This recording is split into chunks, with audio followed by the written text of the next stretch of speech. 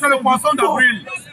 Torse nu, ce membre de la famille de la défunte Zanyango et autres proches expriment leur mécontentement devant le tribunal de grande instance de Voré.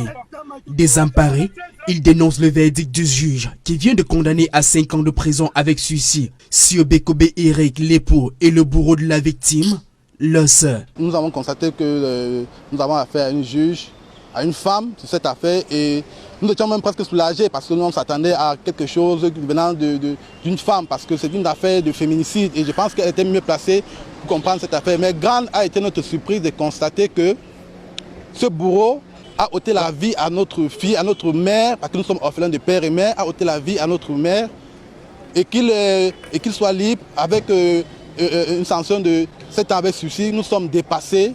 Nous sommes dépassés, on se demande où va le monde. Que tu retires quelqu'un brutalement à la vie et puis on te laisse libre. Zanyango, enseignant de profession, est tombé sous les coups de son époux le 18 novembre 2023 suite à une énième violence conjugale. L'affaire a depuis lors été portée devant les juridictions et le mari a plaidé coupable. Et la décision est en train de choquer et la famille, la réaction de la famille, le bruit strident que cette famille a lancé quand le tribunal, dans son prononcé, a déclaré le monsieur coupable des faits, dit-on, de blessures mortelles, de coups mortels, et l'a condamné à 5 ans d'emprisonnement avec sursis pendant 5 ans. Ce qui veut dire que le monsieur est dorénavant libre au regard de la décision et dans les heures qui suivent, il sera en liberté. Donc il sort de prison. Faire appel, c'est l'option désormais envisagée par les membres de la famille de la disparue. On se dit même peut-être que c'est un poisson d'avril parce qu'on ne comprend pas. Il y a des preuves, il y a des témoins pour une affaire aussi flagrante, aussi simple à comprendre.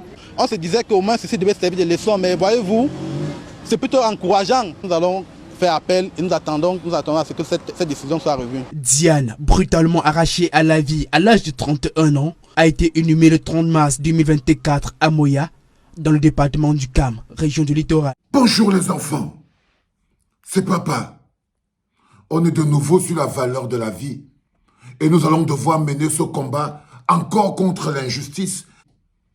Un verdict totalement inacceptable. Un verdict inhumain qui banalise la vie, qui montre la face hideuse d'une justice corrompue, totalement corrompue, les enfants. La dame s'appelle Diane Yango, une jeune femme enseignante d'anglais au lycée bilingue de Ndjolong en Dokpasi. Elle a été témée officiellement par son époux. À coups de poing et de pied, elle a été témée par son époux, Monsieur Bekobe Eric. Le bonhomme a même plaidé coupable. Ça veut dire que la pauvre femme a succombé au coup de son mari, le monsieur Bekobe Eric. Et celui-ci, il a plaidé coupable. L'audience est au tribunal de Bonanjo. Quelqu'un qui plaide coupable, on lui donne 5 ans de prison avec sursis. Ça veut dire qu'il va rentrer chez lui. Il a plaidé coupable. Ça veut dire qu'il est coupable de féminicide. Je profite aussi. Oh, Karine Mambou. Si vous n'avez pas encore lu le Karine Mambou, Mon féminisme et humanisme, je vous conseille de le lire. Vous verrez la place que la société patriarcale qu'on a au Cameroun peut donner à la jeune femme et à la jeune fille. Je vous conseille vraiment de jeter un coup d'œil dans ce livre de Karine Mambou, Mon féminisme est un humanisme. Parce que ça, c'est un féminicide. Ça, c'est un féminicide. Je ne sais pas quoi penser. J'ai des filles. Vous avez des filles. Vous avez des sœurs. Ce sont nos mères. Le couple n'est pas l'endroit où on doit aller risquer sa vie. Le couple est censé être un endroit sécurisé. Le couple est censé être un endroit où on part donner la vie. Le couple est censé être un endroit où on part vivre l'amour. Le couple n'est pas un endroit où on est censé aller connaître l'enfer sur terre. Aller connaître l'enfer sur terre. Le couple n'est pas cet endroit. Mes frères, mes sœurs, mes sœurs, mes sœurs. J'entends souvent dire que le mariage, et parfois il faut réfléchir. Vous savez, vous le regardez, ne lui donnez pas ne lui donnez pas une excuse. Ne lui donnez pas une deuxième excuse, une deuxième occasion de vous faire du mal. Ne lui donnez pas une deuxième occasion de vous donner une troisième gifle. Ne lui donnez pas une deuxième occasion ne lui donnez pas une occasion de recommencer. À la première erreur, vous devez partir. Vous entendez, mes sœurs? À la première erreur, vous devez partir. Dès qu'il perd de vue que vous êtes une femme, un être humain normal, qu'on ne traite pas, qu'on ne traite pas comme un animal, que vous n'êtes pas sa chose. Dès que votre mari commence à vous faire, imaginez que vous lui appartenez, partez, parce que dès l'instant où vous lui appartenez, vous êtes dans les problèmes. L'amour, ce n'est pas la prison. L'amour, ce n'est pas la prison. Le mariage, ce n'est pas la condamnation. On ne se marie pas pour aller croiser les coups de pied, les coups de poing et tout ça. Pas du tout. Pas du tout. Mes sœurs, il faut prioriser votre bien-être. Donc voilà une nana. Elle est tombée amoureuse de ce mec. Elle s'est mise avec ce mec. Ils ont vécu ensemble. Pour une raison où qu'on n'en sait rien. Il lui est tombé dessus, à coups de pied, à coups de poing, au point où elle a perdu la vie. Le mec, arrogamment, va à la justice. Il plaide coupable. Ça veut dire qu'en Obama, on féminise, c'est au moins 10 years, c'est 10 ans, 15 ans qu'il prend propre.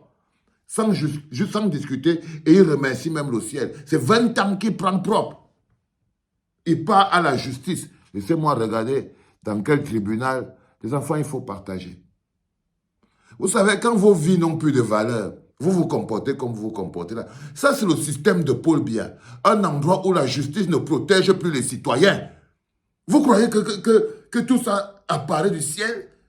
Si on était dans un État gouverné, avec des règles, une justice, si on était un État gouverné avec des règles et une justice, Paul Biya a installé le règne de l'injustice et l'arrogance de l'injustice.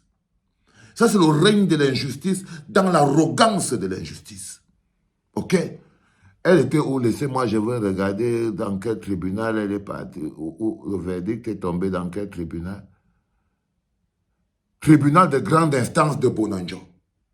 Tribunal de grande instance de Bonanjo. Ils ont même pensé que parce que la femme qui était présidente du tribunal était une femme, qu'elle allait être sensible au féminicide.